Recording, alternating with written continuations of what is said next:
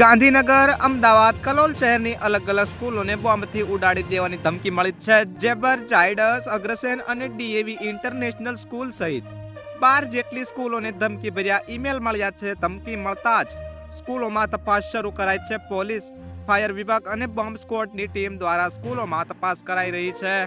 ધમકીને લઈને અમદાવાદની કેટલીક સ્કૂલોમાં રજા જાહેર કરી દેવાઈ છે.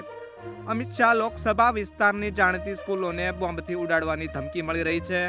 સ્કૂલોને મોકલવા આવેલા ઈમેલમાં 1 ને 11 વાગ્યે બોમ્બથી ઉડાડી દેવાની ધમકી અપાઈ છે. ઈમેલમાં અમદાવાદ ધમાકા બ્લાસ્ટ, સ્કૂલ સે સાબરમતી જેલ તક એવું લખવામાં આવ્યું છે. સાથે જ મેલમાં કેન્દ્રીય ગૃહમંત્રી અમિત શાહ અને લોરેન્સ બિશ્નોઈને પણ ટાર્ગેટ કરવાની ધમકી અપાઈ છે.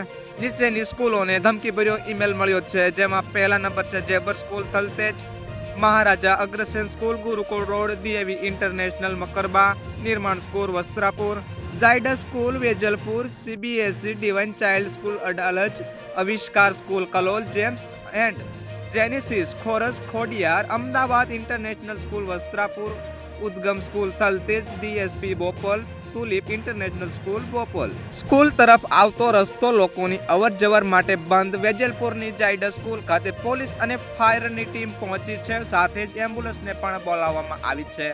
ફાયરની 4 ગાડી અને 4 રેસ્ક્યુ વાન સ્કૂલ પર પહોંચી છે. સ્કૂલમાંથી તમામ વિદ્યાર્થીઓને રજા આપીને ઘરે મોકલી દેવામાં આવ્યા છે. સ્કૂલના 50 મીટર દૂરથી સ્કૂલ તરફ આવતો રસ્તો લોકોની અવર જવર માટે બંધ કરવામાં આવ્યો છે.